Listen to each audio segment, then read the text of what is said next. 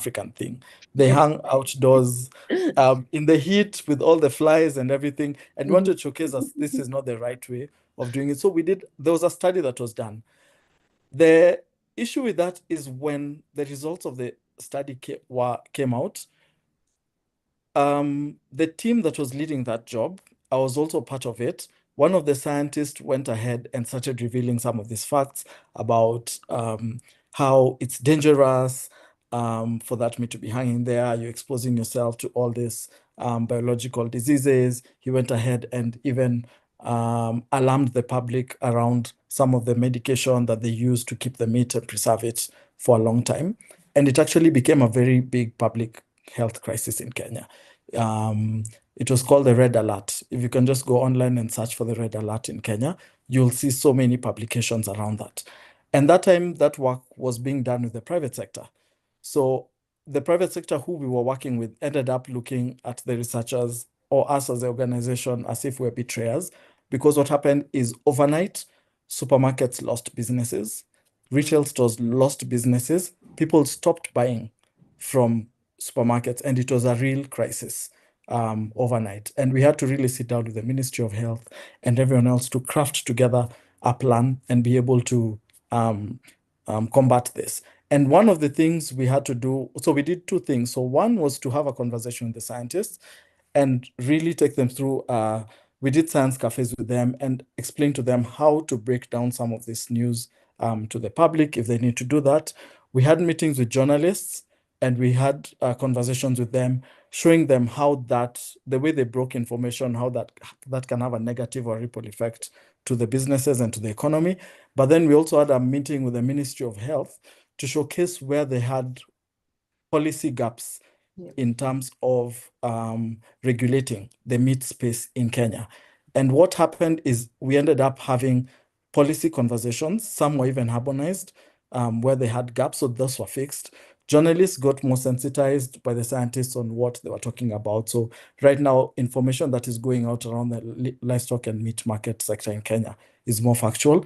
And the scientists also got an opportunity to link up with the journalists.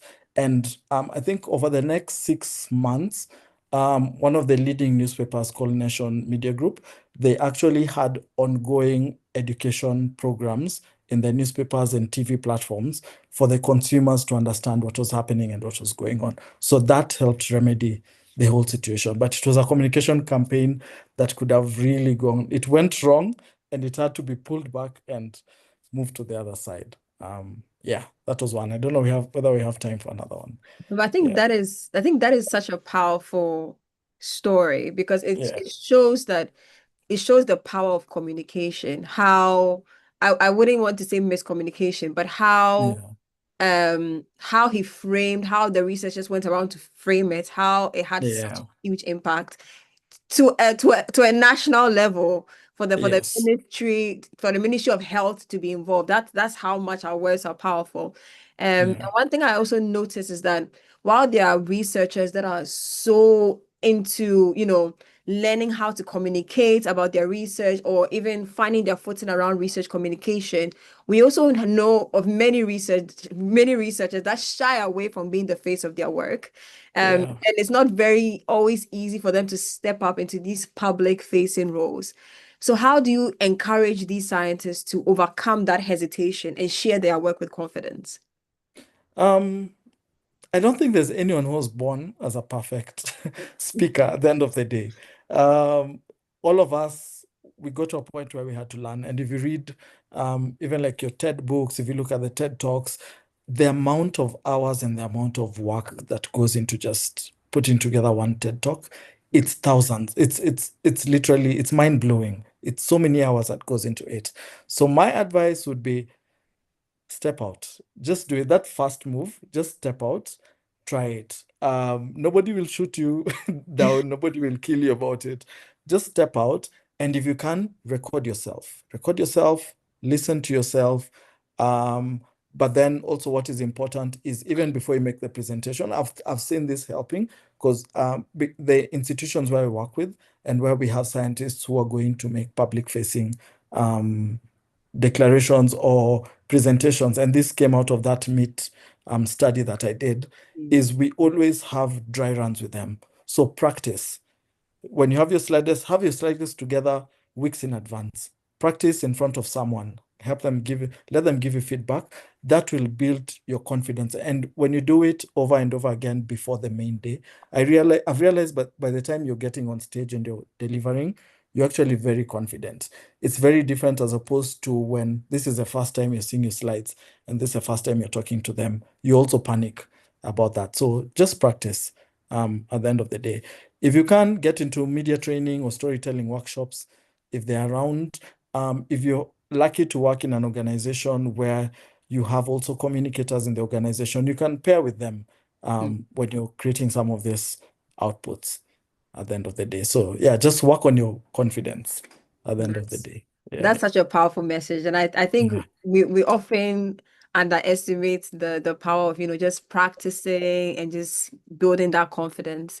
I've seen that we have a number of people joining in the live chat on YouTube. So please leave your questions for Alex. I would come to it, but I think for now, I want to make a pivot because I know that one of your core missions has been to close that gap between evidence and action. And I think that also explains Mhm. why you also moved from publishing to to being on Yeah. ground in science Yeah. communication. And something we often talk about in theory, but it's not, but less in, practice. So what does, what does action or like evidence look on ground, like being able to turn research findings into something that influence change or decisions, because that's something you're currently doing. So Yeah. how does that, what does that look like on ground to you? Okay. Thanks. I think one of the main outputs of researchers and research work is, I think, publishing. We do a lot of publishing once you're done with research, and we put a lot of research out there. But I think research does not have to end there.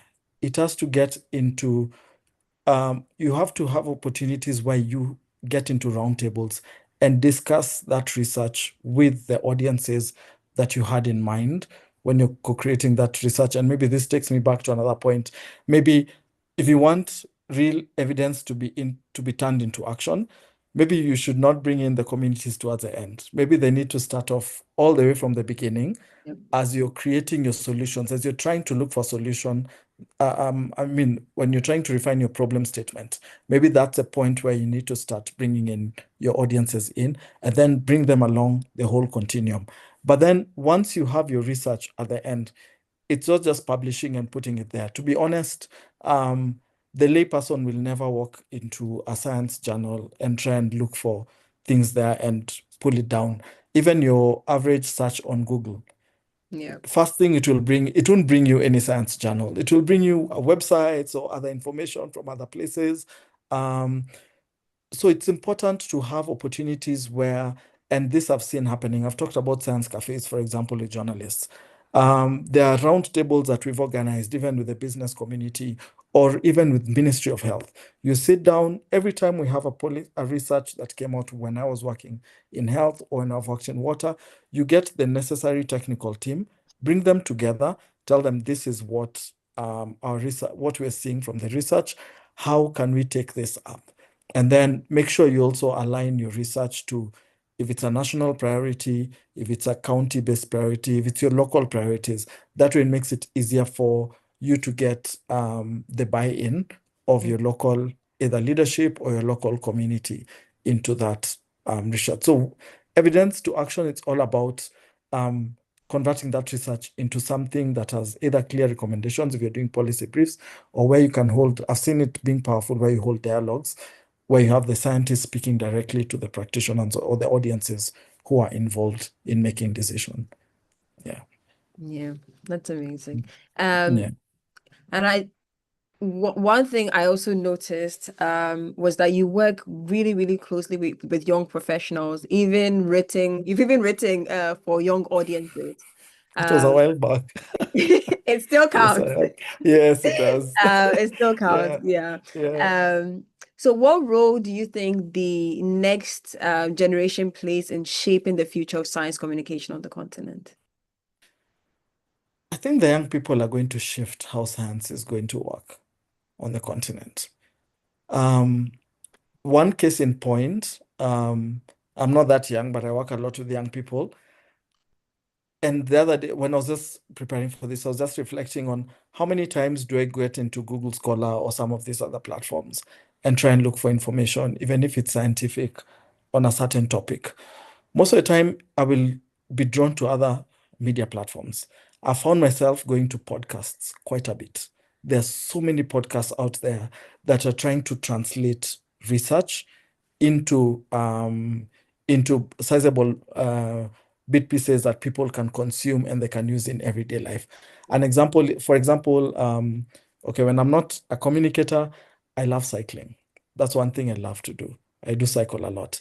And there's this podcast I came across that just does nothing else but looks for all the latest research materials on nutrition, on health, on cycling and all that, and then it converts that into sizable pieces that you can use every day and say, okay, if I need to improve my cardio in this area, this is what I need to do. If I need to be able to ride longer and maybe not shorter, this is the nutrition that I need to start taking, or this is how I need to do my rest days and all that. So I'm seeing the young people are now moving away from the traditional Yeah. places where science was published. Okay, not moving away, but actually picking that information from those sources and now translating it into content that the masses can get. And you actually end up realizing that very many people can now access the science that initially was not accessible to them. Um, the young people also have a huge hunger for facts and truth. That's one of the things that I've seen. And even during COVID and many other instances, you'll see the young people really out there looking for information and knowledge. Um, you may think that they are really young, but they are not. They're actually intellectually, they're very sound, and they go out and they look for information. So I'm seeing them as an opportunity where they'll be able to not just do the science for the sake of just putting it in a journal, but they'll be interested in translating it into action. Yeah, and they're already disrupting the space. I've talked about digital narratives, things about social media, even TikTok. You'll find research being put up on TikTok, and then it's not in your normal poster format that you do in a conference. Yeah. They're building storytelling around the research, and this helps to grab the audience's attention. So I see it as an opportunity for research and science to be understood by masses and the public. And I Yeah. think for, many students and early career researchers like myself, Yeah. we want to do a lot of, public engagement, like you said, Yeah. Yeah. but some of us just don't know where to begin. So what's your advice for like a young scientist who wants to become a better communicator? Where do we begin? What do we have any frameworks, any tools that we could use to sort of begin that journey? Yeah. Um, my advice would be where I started from. My history was not in science communication. Actually, my undergrad degree was in interior design and architecture. Then I pivoted into communication. How I did that is, it's a long story, but how I now got into science communication was, one, I got into courses.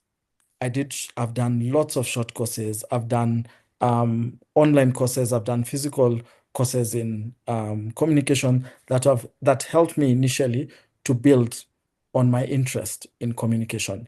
There are lots of books out here that can also help you to grow and become a better communicator. I've already talked about practicing. Practicing is a very good way for you to become a better communicator, because over time you learn your pitfalls, you learn where you're doing things wrong, and also watch others. TED Talks for me is a very big resource. At times I just sit down, watch a TED Talk, and you can be able to pull out so many lessons from how they do the delivery, how they do, because they take a storytelling format. And most of the time, they actually have either research or they have evidence that they want to present to an audience, and they do it through a storytelling format. So for me, I think those are some of the critical resources, and many of them are free. Um, then just don't shy away from speaking engagements. If you have an opportunity to do that, um, just do it. I think for me, that's how I started when I was getting into into science communication before now you grow and decide whether you want to make it a full-time career or you want to get into more technical courses. But that would be a good place to start. Yeah. And I Yeah. don't mean to take us back, but Yeah. there was a second story you wanted to tell us. Which, It's been itching at the back of my head. I was like, I really want to hear that story. So Alex, could you tell us that second story that you had for us? on is this on the communication campaign, the one that I did? Yes, yes, Yeah. yes, yes, yes. So the second one that I wanted to highlight was around agricultural lime in Kenya. So in the breadbasket, in the breadbasket Kenya sections of Kenya, that's towards Western Kenya, that's where we grow a lot of our wheat and our maize, which is a staple food for the country. What happens over time is if you keep on cropping, if you keep on rotating crops on the same piece of land, and if you end up using in Africa, we use a lot of phosphate and acidifying fertilizers, the pH levels of the soil ends up changing.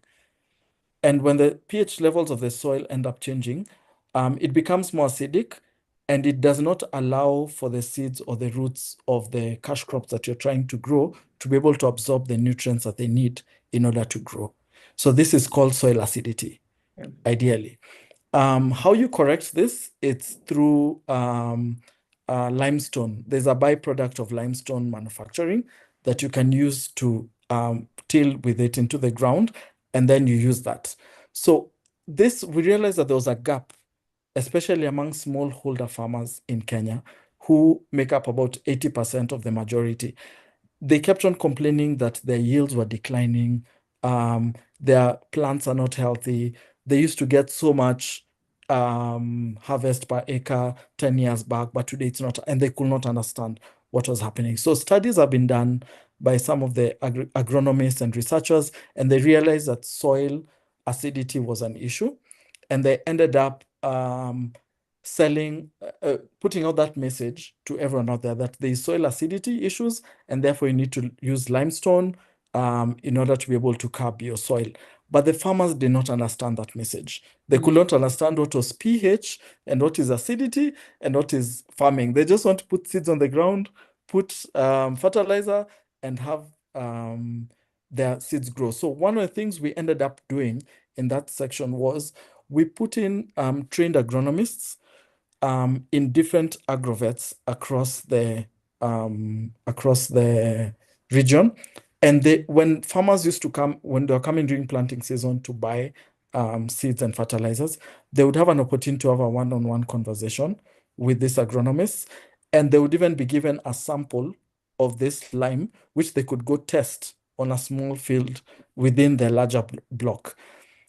Within the whole Western Kenya, the seed companies and the limestone manufacturing companies also worked with some of the farmers to set up what they call demo plots. So you have a small plot of land here that is limed, and you could be able to see that this was limed and it grows next to your neighbor's plot, which you could obviously tell that these two plants are looking very different.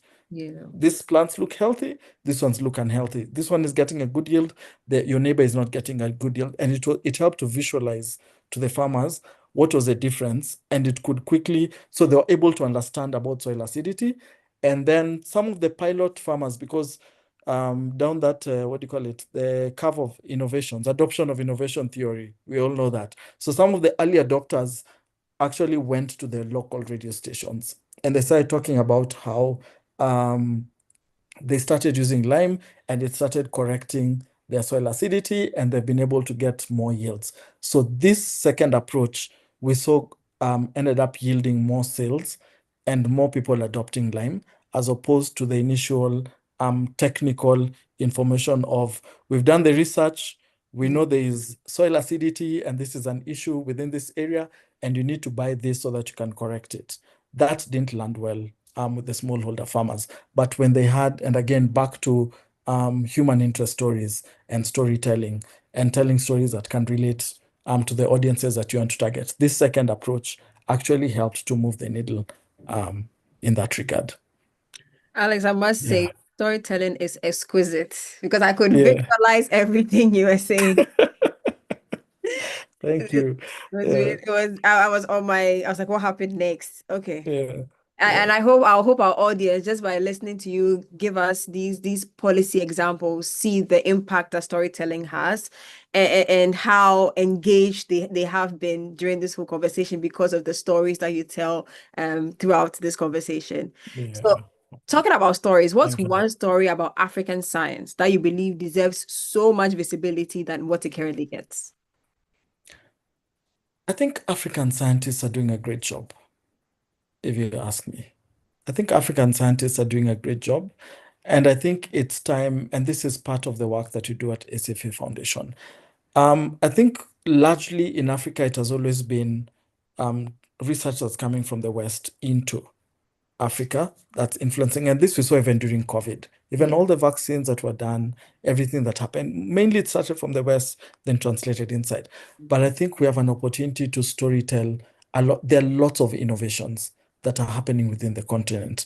And these are contextualized because they're relevant to the communities in which we're working in. And there's so much excellent stories, so much excellent work that is happening on the continent that I think needs to be given a face and a voice um, in the research space. So for me, I think that's one story that needs to be highlighted. Just the different people in different pockets of this continent who are doing excellent work, and some who are even outside the continent, but they're still African researchers. Yeah, Amazing. If yeah, you leave me, I have so many questions. I'll go on and on and on, but I think it's it's time okay. to let the audience Yeah, ask their questions as well, and then I'll come in and ask my final questions. And then so Alex, we have one question for you. So yeah. what has been your most rewarding moment so far? My most rewarding moment. Oh wow. Um, there was a time I was working in health programming. And we were able, there was a human-centered design model. And so this was health programming. It was in the area of HIV/AIDS in Western Kenya. And we were trying to introduce voluntary medical male circumcision, which was not readily acceptable within that space or within that region.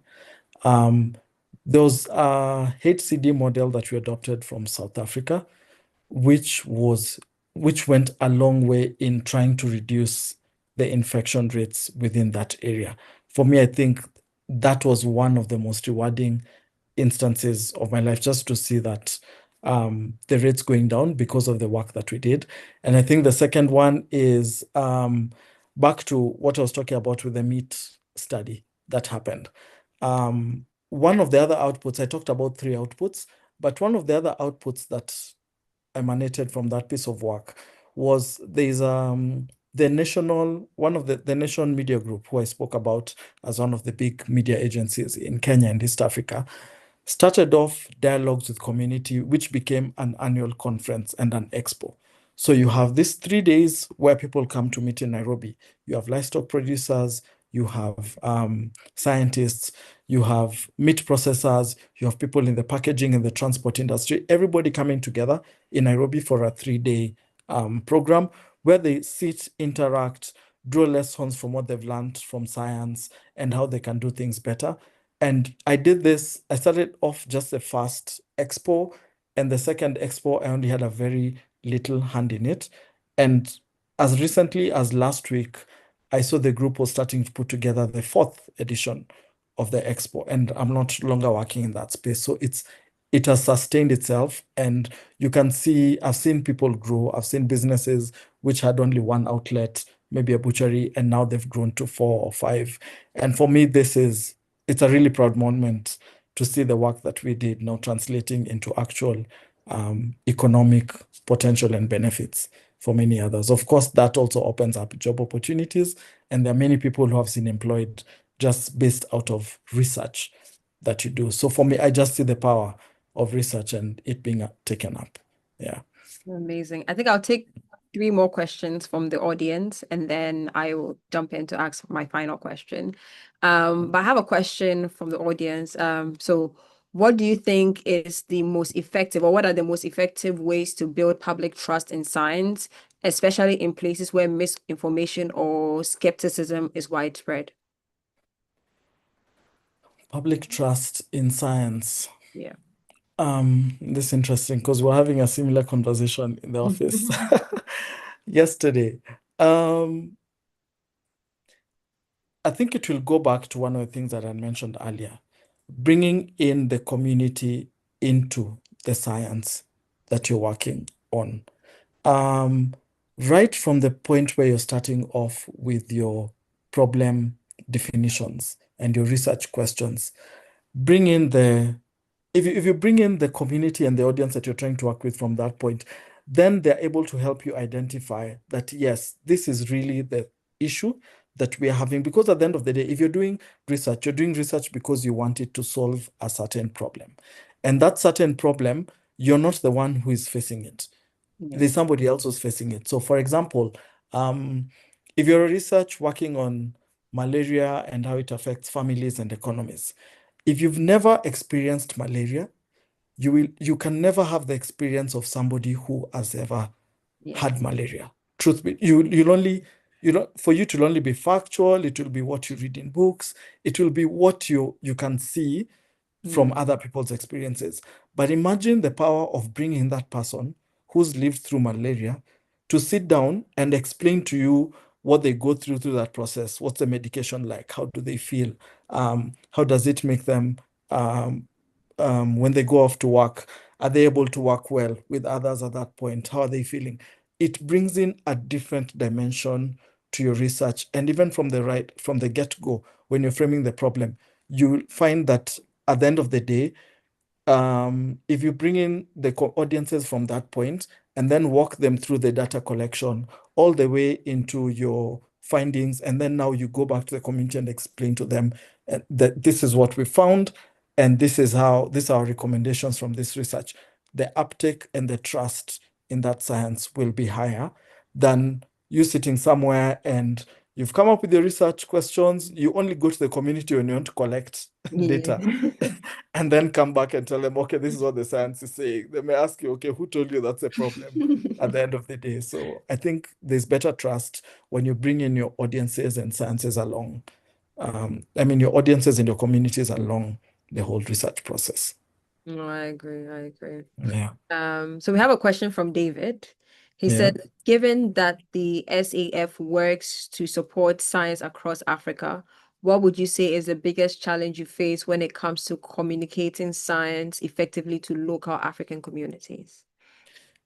I think for that, I'll go back to language. So, for example, one of the things that we're trying to do now is we're trying to see if we can get into the whole podcast and multimedia space for science, because ideally, not all Africa speaks English, not all Africa speaks French. It's a very multilingual and multicultural space. And I talked about the different education levels and how to go about that. So I think for me, that has been the biggest challenge. And that's one of the things that we're really trying to crack. How can we do that? How can we make science accessible to everyone across the continent? It may end up being that you need to do it in different pockets and you need to target different audiences using different approaches. Things like even internet connectivity, it's not the same across the continent. So we may be speaking about podcasts, maybe because in Nairobi or in Kenya or in East Africa, you have good connectivity. But then if you go to another country, connectivity is really, really poor. And maybe you need to look for another alternative to be able to translate that research to that space. So for me, I feel like that the differences in geographies, difference in cultures and languages, it's something that you really need to consider when you're doing that. Yeah. Thank you. I have another question from the Yeah. audience. So how do you measure whether a science communication effort is actually working, and what are the signs to look for beyond just clicks or views? Sorry, you're saying whether science Oh, is one of uh, them? sorry. Let me hold that up again. So how do you measure whether a science communication effort is actually working? So what signs do you look for beyond just clicks and views? So whether science is working is And I think here it's not just about immediate outputs. And is okay, the question, is it about science or is it about science communication? Whether what is working. Science communication. Is it the science Yeah. communication? Okay. So for science communication, beyond clicks and views, it's adoption. Mm, That's what I've seen. yeah. It's very easy for people to engage, it's very people to like, easy for people to like. But if they do not adopt Mm, what the science is saying, then it's just a lot of noise.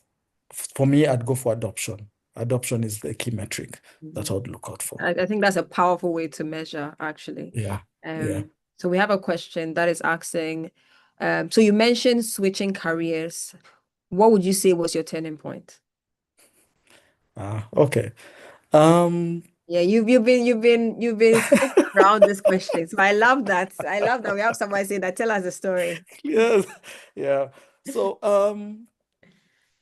when I was in my early 20s, I was very passionate about architecture and interior design. That's what I wanted to get into. And actually, that was my undergrad. I did my undergrad in um, interior design and architecture. I went to the real world and started working. To be honest, I worked for 2 months and I was like, this is not it.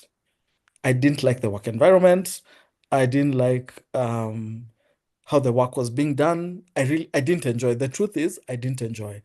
I'm a very outdoorsy, fluent. I like fluid. I don't like rigid work.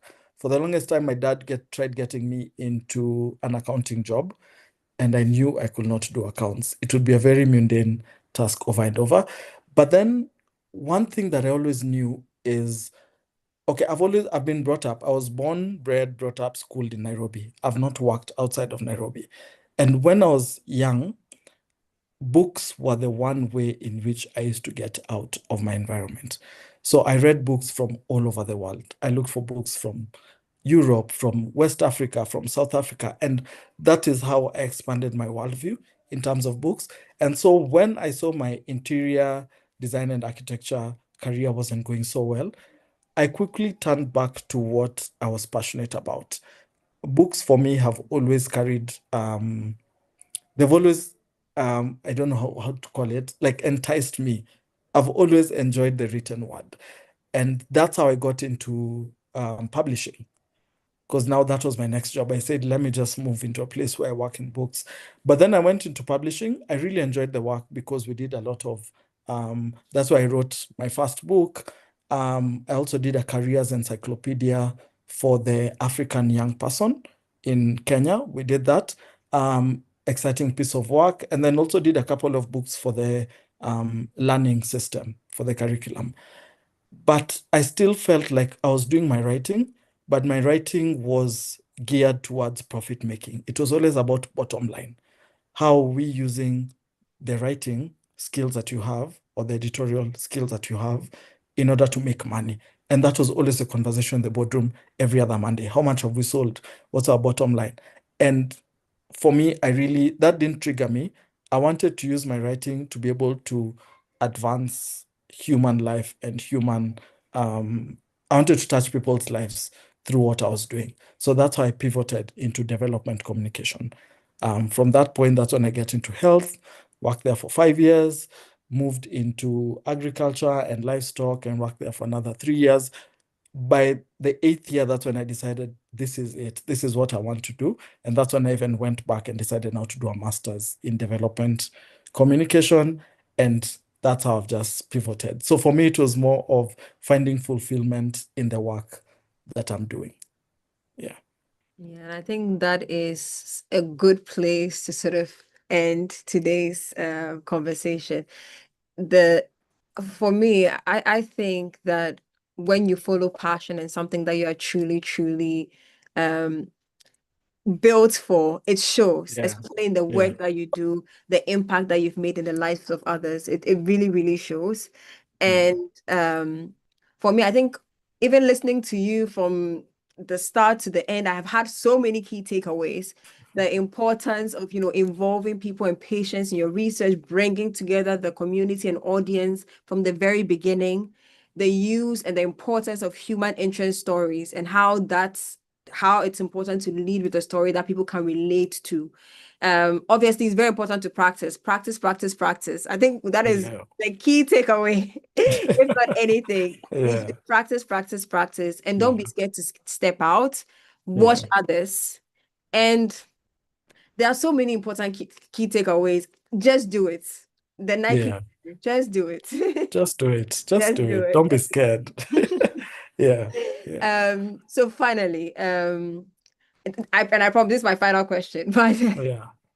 so for It's everyone who has been inspired by your insights, so where can our audience follow your work or learn more from the projects that you've been a part of? Where can we find you? yeah. I'm on LinkedIn. Yep. Just look for Alex Kandie, Kandie. I'm on LinkedIn. I'm on that's where I post more of my professional work and my journey around communication and storytelling. Then I have my IG account. That's still also Kandie the one. That's my IG account. But there I post more of the other things that I do outside of my professional work. So you'll find a lot of my cycling, my camping, my outdoors, because I love doing all this when I'm not at work. So yeah, you can find me on those two platforms. Yeah. When you said cycling, my first thought was you would thrive in Oxford. Why? Everyone is cycling. Yeah, I've been cycling Everyone. for the last almost 7 years. So maybe hopefully when I get an opportunity to come to Oxford, I'll carry my bike. You should. You should. I But can will. you mention your Yeah. IG handle again, just for the people who want to check out the cycling? It's Kandie underscore the one. Candy Let underscore me the one. just Okay. type in. So we'll put everything in the Yeah, description. So if you have gotten to this point and you're looking for, just check the description. Everything would be there.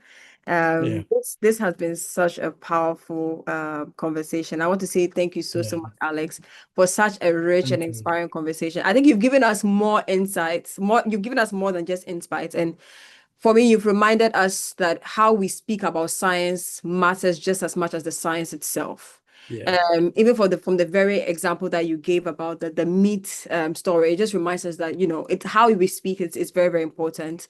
yeah, And from navigating complex narratives to empowering researchers and communities, your work has shown us that communication is powerful. It doesn't just inform people, but it also moves them and even the system. I mean, you got the Ministry of yeah, Health involved in a researcher saying one word. yeah. And so this is, towards a meaningful change. And so to everyone that has joined us today, thank you so much for being part of this first section of the MSJ Science Communication series. Whether you are a student, a researcher, a policymaker, or you are just, a person who is simply curious about how science meets like society, I hope today's conversation and discussion leaves you better equipped and more motivated to tell your own science story. So please stay tuned for our next conversation in our series. And until then, like Alex has said, keep asking, keep sharing, and keep speaking your science. So thank you for joining us, everyone. And can Alex, do you have any final words? Or is this No, maybe just a final word is one, thank you for having me and allowing me to share my story. Feel free to reach out if you have any questions or if you need any assistance with any of the things that I've mentioned. Because at the end of the day, it's also not silos. Comms doesn't work in silos. We work in teams, we work with people, we work with others, and I can share more at an individual level. So reach out to me on LinkedIn. I will respond to all your queries. Yeah. Thank you. Thank you so much, Alex. Yeah. You're So welcome. thank you everybody for joining us once again, and we'll see you at the next series. Bye, everyone.